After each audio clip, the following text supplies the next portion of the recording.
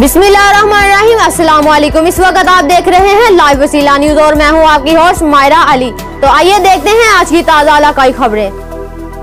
खबर शामिल करते हैं बहावलनगर से हमारे लाइव वसीला न्यूज के नुमाइंदे फयाज अहमद की रिपोर्ट के मुताबिक सदर गुड्स ट्रांसपोर्ट रहीम यार खान मोहम्मद सलमान खान साहिब की सदारत में एक्सेलरेट के हवाले से मीटिंग हुई, जिसमें मोहम्मद यूसुफ चारन, मोहम्मद शरीफ चारन, शहजाद हसन, मोहम्मद यूसुफ परकानी, इजाजत चौधरी, मोहम्मद जावेद, अनायत हुसैन सेठी, मोहम्मद नासिर, मोहम्मद अकबर, मोहम्मद सलीम, मोहम्मद मुनव्वर मलिक, अब्दुल सलाम मलिक, अमीर अवान, हमीद अहमद, मियां सफदर, दिगर ट्रांसपोर्ट हजरात शामिल थे। मोहम्मद सलमान खान साहिब ने कहा है कि जो गवर्नमेंट ने गाड़ी के साथ 27 टन का कहा है वो वजन काबिले कबूल नहीं है। हम चाहते हैं कि हमें 35 टन वजन का नोटिफिकेशन जारी किया जाए। जो भी गैर मुतल्लिका अदारे जैसा कि मोटरवे के अलावा अगर कोई भी बंदा गाड़ी को रोकेगा इसको जुर्माना करेगा, तो हम ट्रांसपोर्ट यूनियन अपनी मदीयत में इसके खिलाफ पर्चा भी करेंगे और भरपूर एहतजाज भी करेंगे और हमें ज़रूरत पड़ी तो हम रोड भी ब्लॉक करेंगे।